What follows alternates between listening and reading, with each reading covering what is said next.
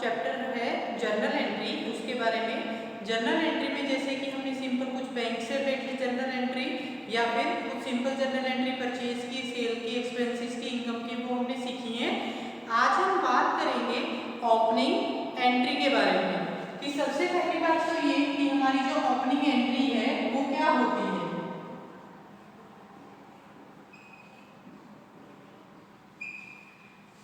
हमें last year के कुछ बैलेंसेस गिवन होते हैं, लास्ट ईयर के कुछ एसेट या लायबिलिटीज के बैलेंसेस गिवन होंगे, जैसे plant machinery, building, debtor, creditor, reserve, capital, purchase, sale, इन सब के बैलेंसेस गिवन होते हैं।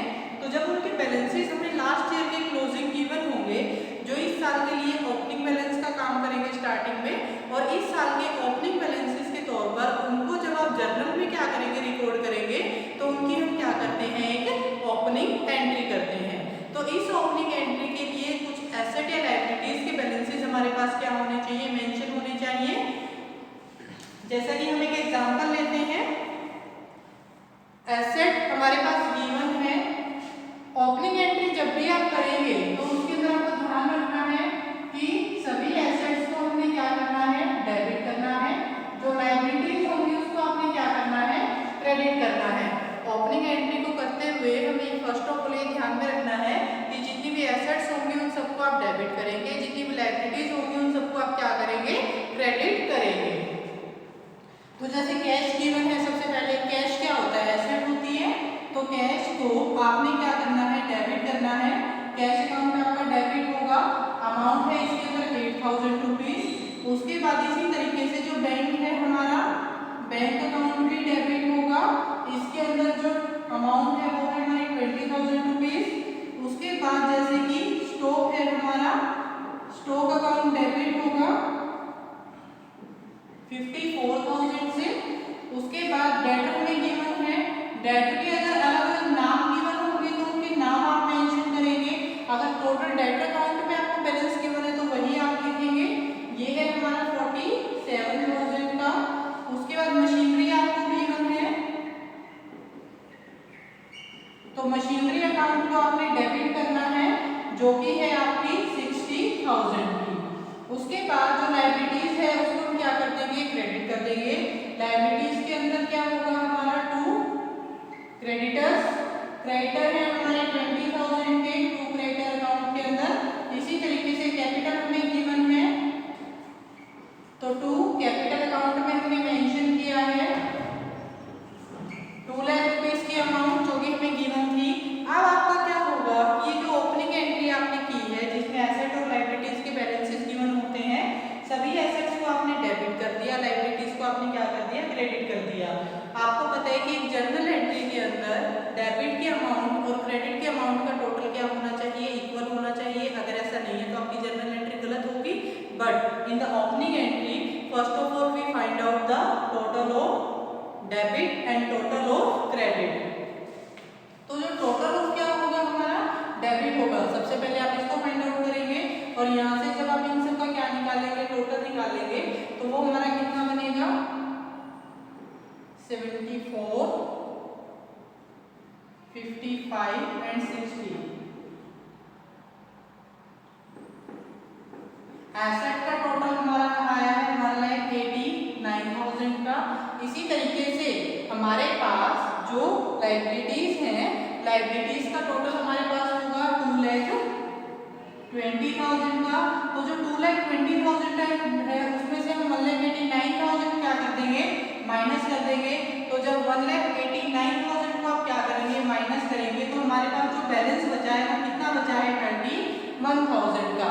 हमें इन दोनों को क्या करना है, इक्वल करना है। तो यहाँ पे जब हमने टोटल किया है, क्रेडिट का टोटल 2,20,000 है, डेबिट का टोटल 1,89,000, 189,000 है। डिफरेंस आपने निकाला तो कितना होगा, 31,000 का होगा। और ये जो 31,000 है हमारा, ये हम इक्वल करने के लिए कहाँ लिखेंगे, डेबिट का टोटल कम है तो डेबिट में लिखेंगे 31,000, और डेबिट में हम इसको क्या नाम देंगे, goodwill. Goodwill means reputation of business, goodwill means reputation of business. तो ये जो बैलेंसिंग फिगर हमारी आई है, इस बैलेंसिंग फिगर को आप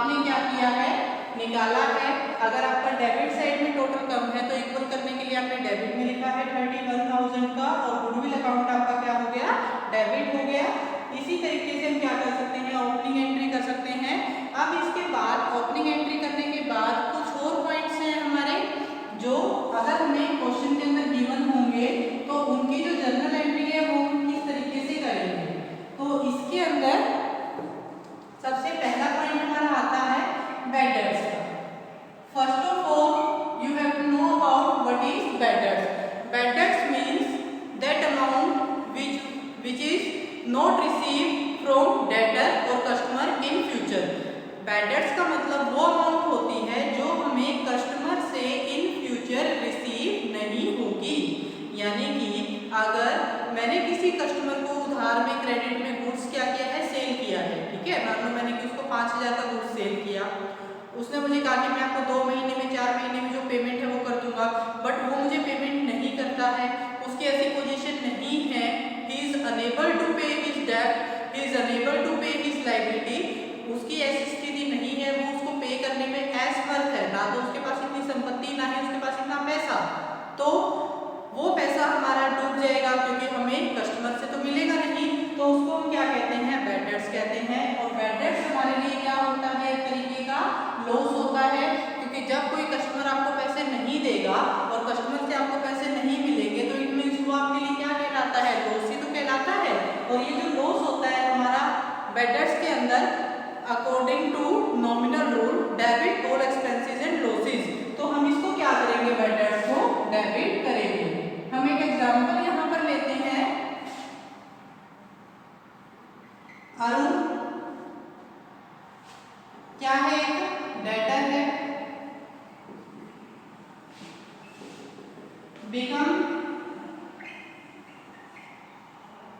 इंसॉल्वेंट, अरुण जो है वो इंसॉल्वेंट हो गया, और अरुण ने हमें कितने रुपए देने थे, टू और अस ₹10,000।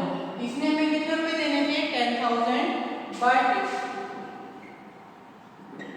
Only 40% amount is receive, but हमें सिर्फ कितनी अमाउंट रिसीव हुई है उसकी संपत्ति से, 40% जो अमाउंट है वो रिसीव हुई है। तो सबसे पहली बात तो आप ये देखिए कि अरुण ने हमें कितने रुपए देने थे, 10,000 देने थे, 10,000 में से सिर्फ कितना मिला है उसके इंस्टॉलमेंट के केस में, 40% हमें मिला है।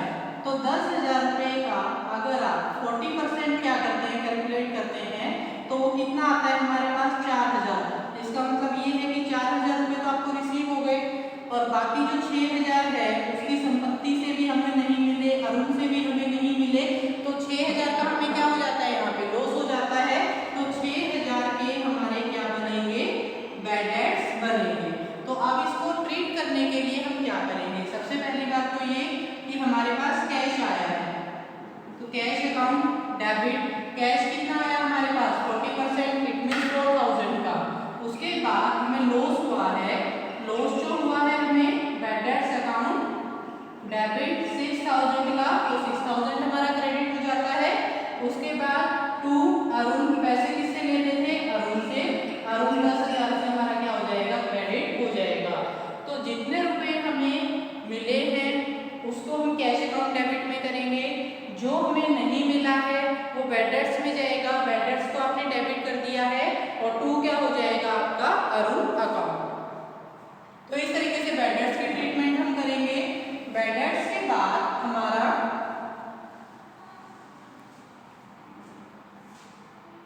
नेक्स्ट पॉइंट आता है बैड डेट्स रिकवर्ड।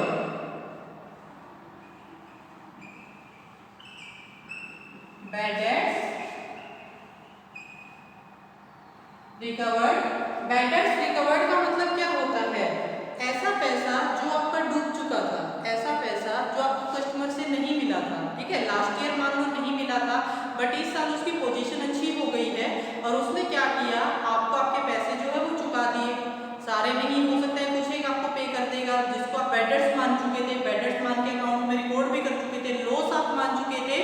तो जब आपने उसको बैड डेट्स लिखा था तो बैड डेट्स को आपने डेबिट किया था, जैसा कि हमने लास्ट एंट्री में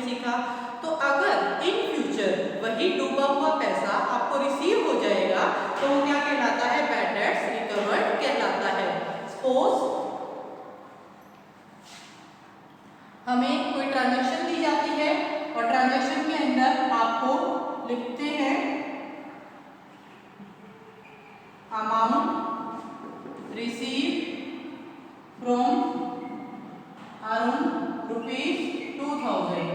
अरुण से हमें अमाउंट जो रिसीव हुई which has been duly return off as bad debts, जिसको आप बैड डेट्स मान के क्या कर चुके थे, राइट ऑफ कर चुके थे। इसका मतलब ये है कि अरुण से हमें कितने रुपए रिसीव हुए हैं, 2000 रुपए रिसीव हुए हैं, बट आप उसको बैड डेट्स मान के क्या कर चुके थे, राइट ऑफ कर चुके थे। तो इस केस में क्या होगा हमारा, हमें पैसे मिले, कैश आया, तो obviously debit what comes in के अकॉर्डिंग कैश अकाउंट तो हमारा क्या हो जाएगा, डेबिट हो जाएगा। तो इसकी जब आप जर्नल एंट्री करेंगे तो कैश अकाउंट डेबिट में आपने कितने दिखाए हैं, 2000 रुपए दिखाए हैं। उसके बाद ये डूबा हुआ पैसा यानी कि बैड डेट्स आपको रिकवर हुआ है, तो इसीलिए बैड डेट्स रिकवर को हम क्या करेंगे, क्रेडिट करेंगे। तो यहाँ पर बैड डेट्स रिकवर अकाउंट आपका क्या हो जाएगा, क्रेडिट हो जाएगा। जर्नल एंट्री हमारी बनेगी, यहाँ पर क्या जर्नल एंट्री बनेगी कि कैश अकाउंट डेबिट में 2000 आया है और 2 बैड डेट्स रिकवर्ड कितनी अमाउंट से, 2000 रुपए से। तो इस तरीके से हम क्या करते हैं, बैड डेट्स की और बैड डेट्स रिकवर्ड की जो हमारी ट्रांजेक्शंस होती हैं सिंपल, उनको इस तरीके से आपका किया जाएगा। जर्नल एंट्री के अंदर रिकॉर्ड डेट वाइज रिकॉर्ड होता है। तो आज हमने सीखा है ओपनिंग एंट्री के बारे में, जिसमें एसेट को डेबिट और लायबिलिटी को क्रेडिट करते हैं। बैलेंसेज अगर अनइक्वल हैं दोनों के अमाउंट के, तो डेबिट में अगर हम बैलेंसिंग फिगर को लिखते हैं तो गुडविल लिखेंगे, क्रेडिट में लिखेंगे तो कैपिटल रिजर्व। उसके बाद हमने बैड डेट्स की ट्रीटमेंट की, बैड डेट्स को डेबिट करते हैं अकॉर्डिंग टू नॉमिनल रूल। उसके बाद बैड डेट्स रिकवर्ड अगर होता है तो बैड डेट्स रिकवर्ड को हम क्रेडिट करेंगे, कैश को डेबिट करेंगे। तो इस तरीके से क्या होता है हमारा इन तीनों टॉपिक की जो जर्नल एंट्री है वो हमने आज यहाँ पर सीखी है इस वीडियो लेक्चर के अंदर। आई होप कि आप सबको समझ में आया होगा। तो नेक्स्ट वीडियो में हम बात करेंगे कुछ और नेक्स्ट नई पॉइंट्स के बारे में, नई ट्रांजैक्शंस के बारे में, जिससे रिलेटेड कुछ नई जर्नल एंट्री हम सीखेंगे। तो इनसे रिलेटेड क्वेश्चंस की ट्रांजेक्शन